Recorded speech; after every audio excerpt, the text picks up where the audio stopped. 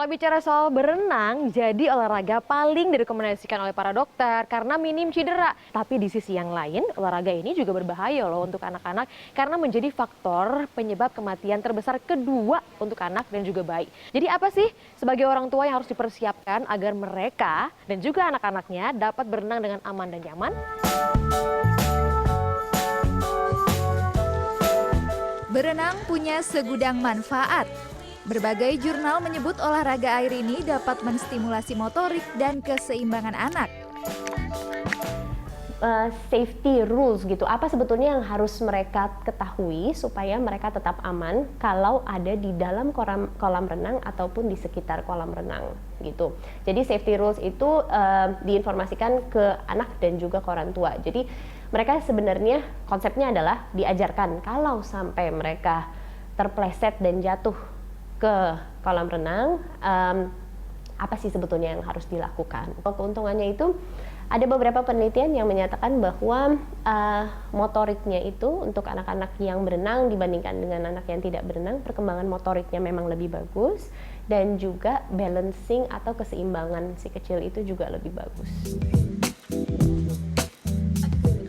30 menit sebelum berenang, pemakaian sunblock dianjurkan agar kulit bayi yang sensitif, apalagi yang punya riwayat dermatitis atopik, terlindungi.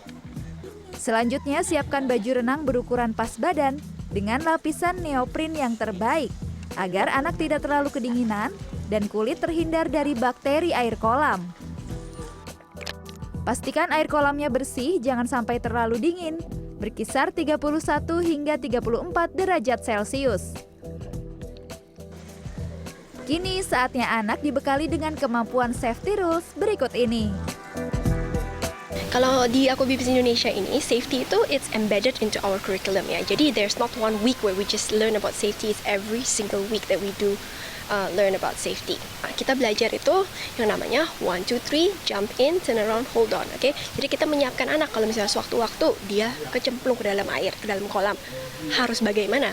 Because most of the times kids itu, especially babies, they drown because they don't know what to do. Padahal nyemplung itu kan paling di pinggir kolam ya. All they can do is just turn around, hold on. So next, kita itu juga belajar yang namanya monkey, which is creeping along the pool edge ya, yang tadi Mesta juga itu belajar sebenarnya untuk apa? Itu pool safety juga. Kalau misalnya mereka udah bisa turn around, udah bisa hold on, tapi mereka nggak bisa keluar dari kolam sendiri, kadang-kadang kan susah. Mereka itu harus cari alternatifnya, yaitu misalnya tangga kolam atau yang lain-lain.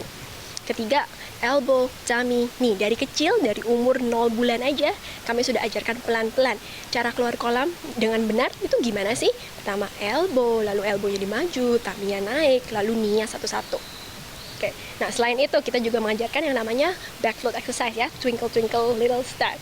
Why is that called a pool safety? Because at any time the baby is tired from swimming in the water, mereka itu harus tahu kalau mereka itu bisa roll over, just float.